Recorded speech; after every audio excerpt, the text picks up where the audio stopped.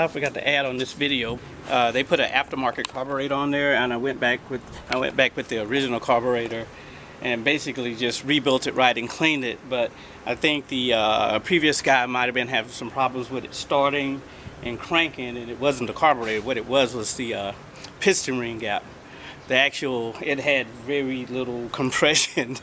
Like a lot of people don't know, Lambrettas will run with very low compression. They will run, but they just never run right. Put a new piston and rings in there, and just rebuilt the carburetor proper, and just went back with the original carburetor for this bike. And I think it'll run a lot better with the, well, I always like rebuilding my bikes all original. What's the point in getting an antique and then put all aftermarket parts on there if the original parts are great? So anyway, that's what I did, is went back with the original carburetor, and it works great with it.